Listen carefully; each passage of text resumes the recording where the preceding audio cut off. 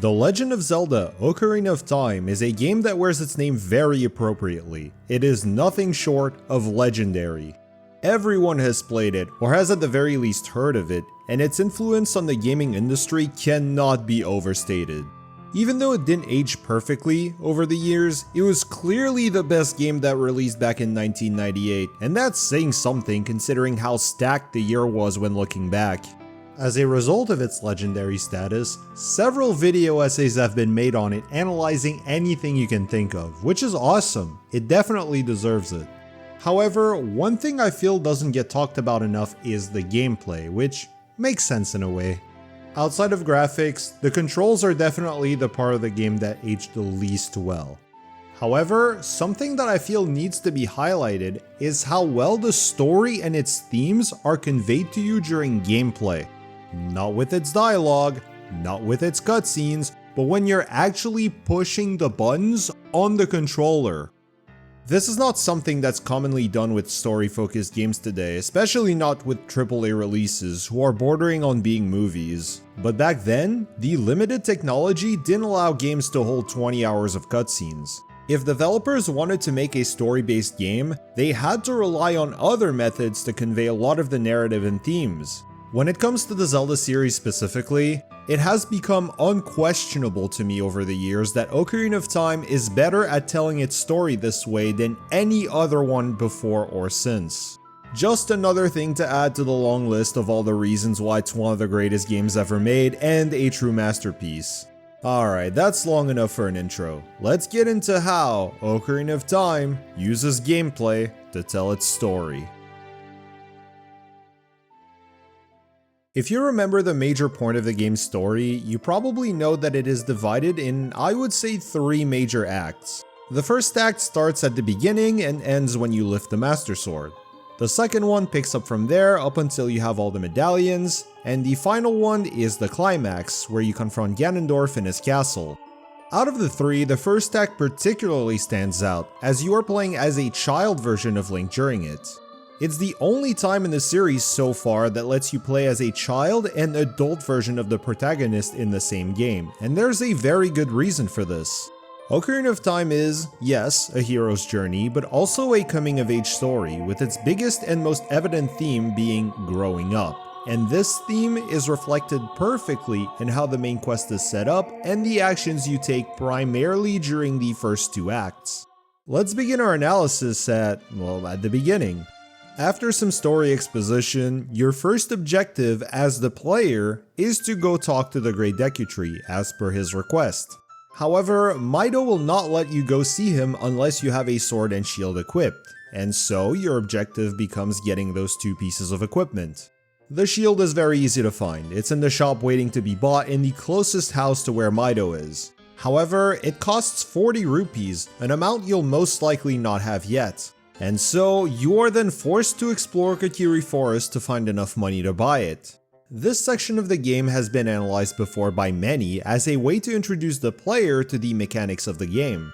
You get money for doing stuff like jumping over gaps, checking through tall grass, looking behind houses, reaching the top of the forest, and even engaging in vandalism. While doing all of this, you'll inevitably stumble across the Kokiri Sword in the southwestern part of the forest by crawling through a small tunnel. Now, that analysis is very accurate, especially considering this was the first 3D Zelda game at a time where 3D games were starting to be a thing. One thing that's very easy to look past, however, is that all of these actions that reward you are mostly ones children would do. Jumping over puddles of water, finding nice looking rocks, climbing stuff, all of these things are stuff we do as kids when playing outside. Even though it's apparent just by looking at them, we can clearly understand based on the layout of this forest that the Kokiris living there are indeed children, and live like so, including Link despite what we end up learning later about him. While this beginning is mainly used to make us understand who Link is and where he comes from, the real-world equivalent would be playing at the park, in your backyard, or on your street, the rest of the child segment is more about the sense of wonder and curiosity from exploring the rest of the neighborhood.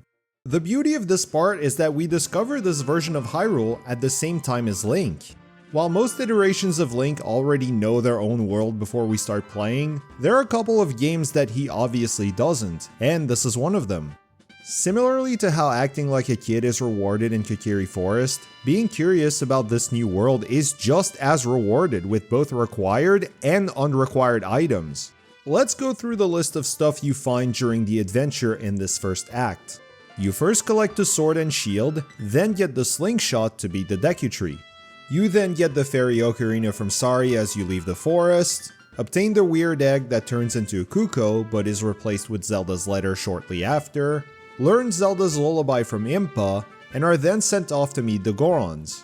On your way there through Kakariko Village, you can get a bottle, learn Sun's song, then eventually Saria's song to then get the Goron bracelet from Darunia. You then go inside the Dongo's cavern and find the bomb bag to finish the second dungeon. After that, you're pointed towards getting the magic power on top of Death Mountain, which then leads you to getting Din's Fire, then probably start buying some magic beans on your way to Zora's Domain, where you obtain the scale, which leads you to Rudo's letter, to then enter Jabu Jabu's belly. You find the boomerang in there to finish this third dungeon, and then maybe stumble across the fairy fountain where Farore's Wind is. Finally, on your way back to Hyrule Castle, assuming you also didn't stumble across the ranch where you can get another bottle and learn Epona's song, as well as playing a custom song to Bunuru the Scarecrow, you then obtain the Ocarina of Time and the Song of Time. That's a lot of stuff, and I didn't even mention the heart pieces, the golden sculptulas, the upgrades, the masks and their strange properties, etc., but that's just how this world is. No matter the direction you go when exiting Kokiri Forest, wherever you end up, even if you can't get everything right away, you can find something useful that may or may not be required, and probably notice something else interesting you can come back to in the future. This is very much how this sense of childlike wonder and curiosity I was talking about earlier is reflected through the gameplay. No matter where you look, you are rewarded with something if you're curious enough to try stuff out. This is in complete contrast to the adult section, specifically the second act, where there's a massive shift in the gameplay structure and the general pacing. Just like with the story, everything is a lot more serious. You're an adult now, and you have responsibilities you must take care of. There's no time to waste. Ganondorf has taken over Hyrule. The world needs to be saved, and you are the one who has to do it. You're the only one who can, and what you do up until entering Ganon's castle reflects that sentiment perfectly. This part of the game is pretty much a dungeon rush, which translates to the pacing being much faster than in a child section where you do a lot of back and forth between areas. One of the first things to notice here is that, as opposed to the child section, there are no important items found outside of a dungeon or a mini dungeon. Some of them, like the magic power, can be obtained as either age, but you're only pushed towards it when you're a child. Excluding upgrades, there are 4 exceptions to this child-only rule, and 3 of them I think are brilliant. The first obvious one is the hookshot, which can be obtained by racing Dampé in Kakariko and is the last required item found in the overworld until the light arrows. This, being a minigame, is I think symbolic of the last bit of childish fun you're gonna have on your quest now. It's the final real distraction you're allowed to have before saving the world. The hookshot, the first real item you can use as an adult, is a beautiful way to represent the transition from child to adult in-game. It's the first step you must take once you're adult Link, and accomplishing this is what will lead you to every single other task you must accomplish to save Hyrule. It's the confirmation you've accepted your destiny. The second one is the bottle obtained by collecting the 10 big Poes in Hyrule Field. In this universe, Poes, according to Hyrule Encyclopedia, are described as spirits of the dead that became monsters due to an unresolved attachment to the world of the living. In the case of Link, however, I think these big Poes, as well as the Poe sisters in the Forest Temple, are meant to represent some of the memories Link still has from his past. The attachment to the world of the living, in this case, is his own attachment to the Hyrule he knew 7 years ago.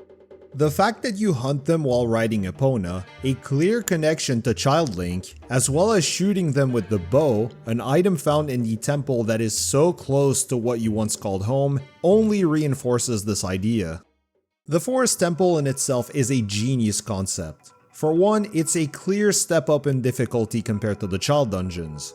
It has keys, twisted hallways, falling ceilings. There's a bit of a shock moment that such a place could exist just behind your usual meeting spot with your childhood best friend. I think this dungeon is meant to represent how Link must let go of his childhood attachments and accept his duty if he wants to become the hero of time, and the fact that this dungeon is intended to be the first one done as adult Link is absolutely not a coincidence.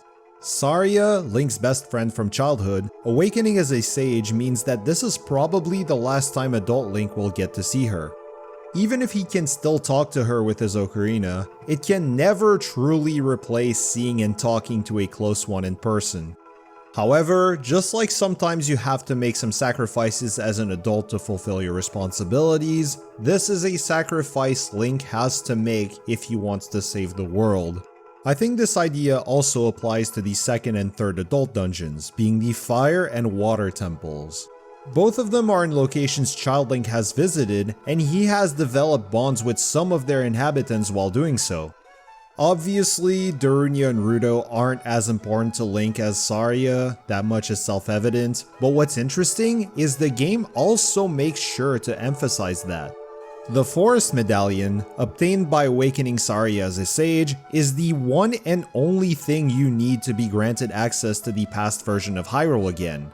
This understanding that he has to sacrifice what is closest to him for the greater good is what Link needs to be trusted to go back to his original time without trying to run away from his destiny. Back to Pose now. The reason I believe they're meant to represent Link's haunting childhood memories is because the forest area and Hyrule Field are probably the two locations players will spend most of their time in as Child Link, especially on their first playthrough. Hyrule Field is pretty self-explanatory. It's the largest area in the game and serves as somewhat of a hub leading to every other area, so you're bound to spend a lot of time here. The forest isn't exactly the same, but it does have connections to other important parts of the world, like Goron City and Zora's River. It's also where you start again if you turn the game back on as a child. You'll go through these areas often, also because there's no fast travel in this section of the game. This luxury is reserved for the adult section because by then, there's no time to waste, but when you're a child, you don't have urgent responsibilities to attain to yet. I'll take this time now that the subject of Pose is still relevant to bring up side content, since it's also very reflective of this theme of growing up and I don't think I'll have a better chance. The two most important collectibles you can find in the game are the heart pieces and the golden sculptulas, and the way they are distributed reflects this change of pace in gameplay from the first to the second act very well. Right away, there are more heart pieces that can be found exclusively as Child Link than as Adult Link, one more to be precise. Not only that, if you count the Gerudo Training Grounds or the Gerudo Fortress itself as a mini dungeon, which I definitely think you should, every single heart piece that is exclusively found as an adult, as in the ones that either can't be collected as a child or that don't require any optional stuff like Epona's Song or Magic Beans that are first obtained as Child Link, are at most within one loading zone of a main quest dungeon or mini dungeon. Except one, being the one you get from doing the Dampe race in under a minute. This is in stark contrast to the child-exclusive heart pieces, where not a single one is found within a loading zone or less of a dungeon or mini dungeon. Not one! We can observe a similar pattern with the golden sculptulas. Even though there are more to find exclusively as Adult Link than Child Link this time, not even half of the child-exclusive ones are found within one loading zone from a dungeon or mini dungeon, while over 2/3 of the adult ones are. The game is literally pushing Adult Link towards his objectives no matter what you try to do while sending Child Link wandering around. Also note that there are 5 golden sculptulas within the adult main quest dungeons, but only 4 in the child ones. Except the Dongo's Cavern, where one is meant to be collected as an adult. Oh, and there are none inside Gerudo Training Grounds, by the way. The one optional mini dungeon in the game that's also Adult Link exclusive. Yeah, I just thought I'd mention that. The same child-adult dichotomy can also be observed with the rewards for the 2 different trading quests.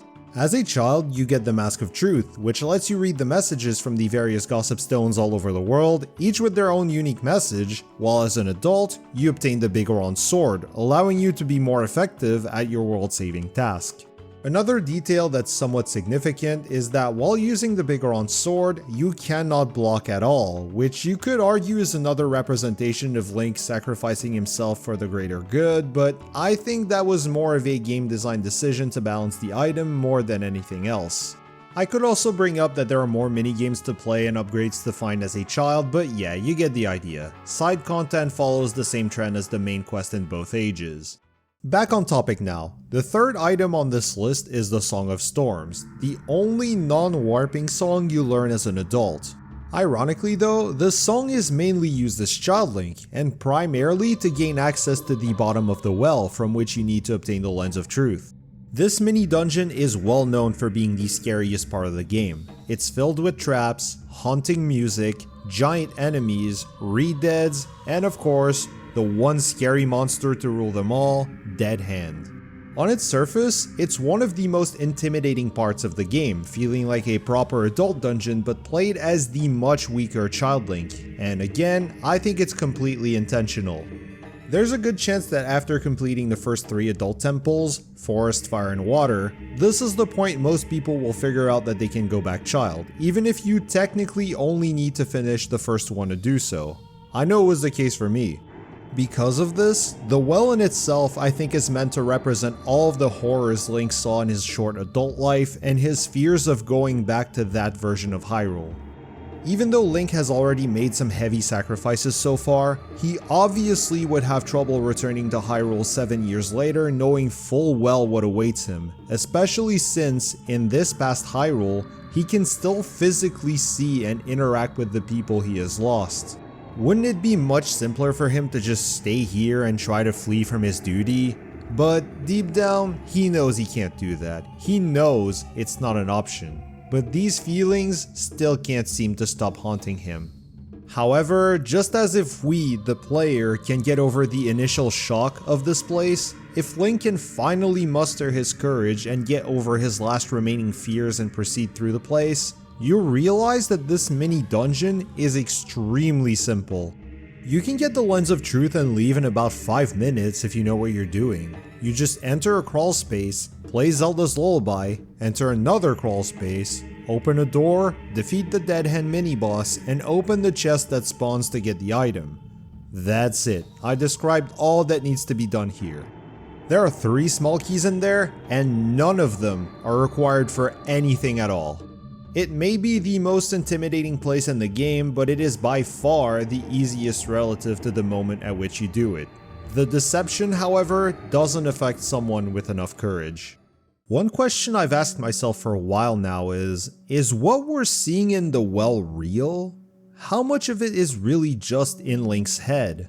The reason I'm wondering this is because Link is, again, still a child, and children have a lot of imagination, so I don't think it'd be impossible to think he is making his adventure crazier than it really is.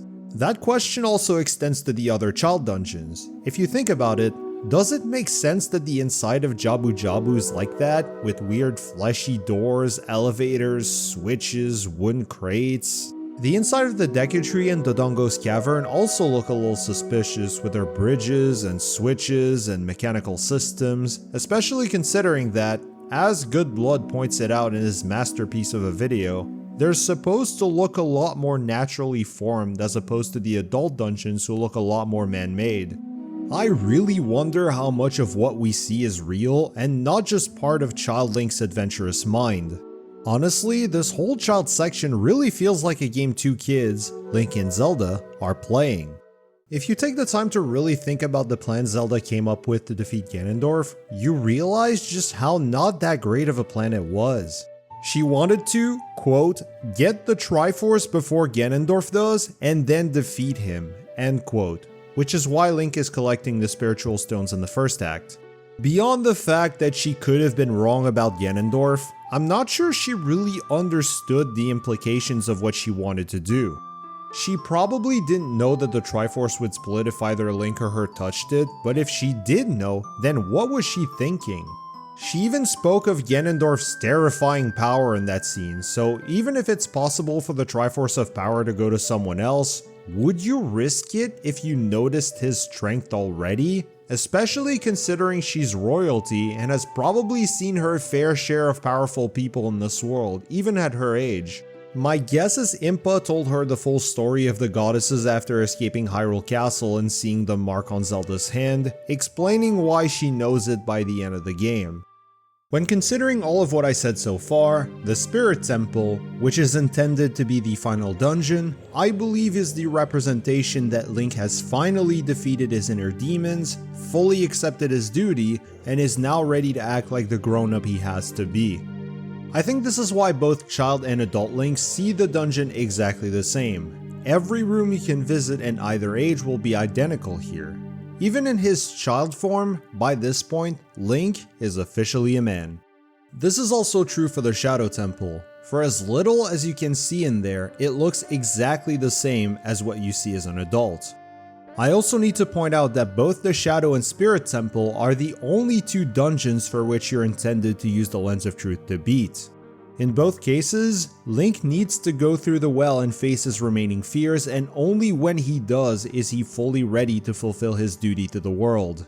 The Lens of Truth is very much the representation that Link is now able to accept reality for what it is and has stopped telling himself lies about his place in this world. I also want to point out that outside of these two, the developers made sure that Child Link had no way to even enter any of the previous 3 adult dungeons. This is a nice touch that can only make us wonder if Child Link would see them differently at all. This is almost true for Adult Link and the Child dungeons as well. Although you cannot go back inside the Deku Tree, Jabu Jabu, or even the well as an adult, you can still visit the Dongo's Cavern. I guess you could say this is sort of a nostalgia trip for Adult Link, where he remembers this place how it looked for him as a child, but it does leave a bit of an asterisk in this theory. Speaking of asterisk, the final item found in the overworld is the fire arrows, but come on, they're right next to the water temple and the game sets the time of day perfectly for you to get them when you beat the dungeon. There's no exploration or quest or minigame or anything like that to find them. They just fall out of the sky. Yeah, I got nothing on those. They're not even required to beat the game. Unlike the last bottle though, there's nothing interesting to say about them. They're obviously leftovers from cut content. But, with all that said, once Link is able to accept the necessary sacrifices he needs to make, as well as conquer his deepest fears to become the man he was destined to be, and with the power of the Sword of Evil's Bane, the Light Arrows, the Triforce of Courage, he makes his way to his final challenge, the King of Thieves, now referred to as the King of Evil, Ganondorf. As you, the player, make your way to this final boss, you're able to visibly see Link wearing many of the items you've collected during this adventure, clearly reflecting on how much Link has changed from a young child with absolutely nothing to now an accomplished hero of time with only one thing left to add to your resume. You can see whichever tunic you have equipped, the Bigoron sword, the golden gauntlets, the mirror shield, all of these being the final representation of how much Link has grown in this time, both physically and mentally. After conquering the trials of Ganon's castle, disguised as a way to say one last farewell to the loved ones he's lost, Link is finally able to confront and defeat Ganondorf, save Hyrule from certain destruction, and bring peace to the land once more. What a story this 1998 game is able to tell. Even though I didn't touch on every theme or idea it has, I simply want to remind you that, outside of a couple of words I quoted that one time, nothing I used to tell you this coming-of-age story came from dialogue or cutscenes. They're all things you play through yourself, things you actively interact with during the game. Of course, dialogue and cutscenes help tremendously, but they're not necessary to understand this theme specifically. In my opinion, this is the greatest way an interactive medium like video games can tell their stories, and what makes the most legendary games true works of art that stick with you long after you finish them. You play these stories yourself, you experience them, and that makes it so much more memorable than just watching a cutscene or reading text boxes. After Ocarina of Time, a fair share of games have followed that example, games you've almost assuredly heard of, like Ico, Shadow of the Colossus, and Silent Hill 2, the original one that is. Nowadays, you don't really see this anymore. You would get the same experience from watching the cutscenes of modern story-based games on YouTube than by playing them. However, for a game like the previously mentioned Silent Hill 2, which is one I played for the first time last year, it is absolutely not the case. If you try to watch the cutscenes, you're probably just gonna laugh at the dialogue clearly done by inexperienced voice actors and the obviously dated early PS2 animations. This town is full of monsters. How can you sit there and eat pizza? She said she was fine by herself. She said a fatso like me would just slow her down. No! Oh, I'm sorry. I've been bad. Please don't. But when you're actually playing the game and soaking in the experience, it just works. It fits. It really does. I can't describe why or how, it just does. It's something you can't really understand unless you play it yourself. It's a similar situation for Ocarina of Time. You cannot fully appreciate how good of a story it is unless you play the game yourself and soak in the themes conveyed to you as you do. It's something that simply watching the cutscenes cannot replicate. I wish we would see games do this sort of thing again someday, or at least more often. But as it stands, to me at least, Ocarina of Time will always be the gold standard of how to use gameplay to tell a story. It might be dated in some aspects, but definitely not in this one. It is still to this day a timeless piece of art, a masterpiece that has been and still will be played and talked about for years and years to come. Thank you guys so much for watching. Make sure to let me know what you think about this whole thing in the comments, and if you enjoy the video, why not click on the buttons on your way down there? You all know what I mean when I say this. I'll even drop that at 100 subs, I'm gonna do my Zelda games tier list.